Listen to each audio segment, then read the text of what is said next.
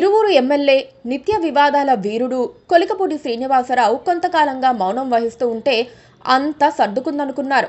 ఆయన పార్టీ క్రమశిక్షణను పాటిస్తున్నారని భావించారు. కాకపోతే అది స్టాప్ గ్యాప్ మౌనం మాత్రమేనని, కథ మళ్లీ మొదటికి వచ్చిందని కొత్త వివాదంతో తేలిపోయింది. కొలికపూడి ఊరికే కూర్చునే రకం కాదని, ఎవరో ఒకరిని కదిలిస్తూ వేధిస్తూ ఇబ్బందులకు గురి చేస్తారని, టీడీపీ పరువును బజారు కీడుస్తారని కూడా అధికార పార్టీలో మరోసారి చర్చ మొదలైంది. కొలికపూడి వేధిస్తున్నారంటూ ఒక వ్యక్తి ఆత్మహత్య చేసుకోబోయి అదృశ్యమయ్యారు. ఇటీవల ఉద్యోగుల బదిలీ ప్రక్రియ జరిగింది. అందులో భాగంగా ఎన్టీఆర్ జిల్లాలోని minor irrigation section assistant executive engineer V Kishore బదిలీ జరిగినట్లు తెలుస్తోంది. అయితే ఎమ్మెల్యే కొలికపూడి శ్రీనివాసరావుతో పాటు ఉన్నతాధికారులు తనను వేధిస్తున్నారని ఆరోపిస్తూ ఒక లేఖ కిషోర్ రాసినట్లు సమాచారం. అదే విషయాన్ని తమ శాఖకు చెందిన ఉద్యోగుల వాట్సాప్ గ్రూప్లో పోస్ట్ చేశారు. అటు తర్వాత ఆయన కనిపించకుండా పోయారు. అయితే కిషోర్ రాసిన లేఖకు రక్తపు మరకలు ఉండటంతో కుటుంబ సభ్యులు ఆందోళనకు గురయ్యారు. కిషోర్ గత నెలలోనే బదిలీ అయ్యారు. తిరువూరులో అద్దె ఇల్లును కూడా ఖాళీ చేశారు.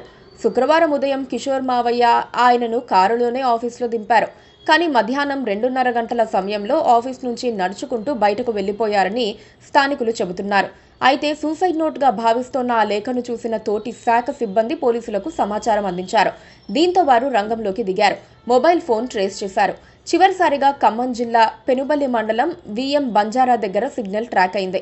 ఆ తర్వాత ఫోన్ స్విచ్ ఆఫ్ చేశారు.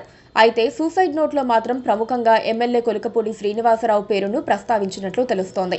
నా చావుకు జలవనరుల శాఖ EE Gangaiah, DEE Umashankar, ENC Shyamprasad, Tiruvuru MLA Kolikapudi Srinivas కారణం.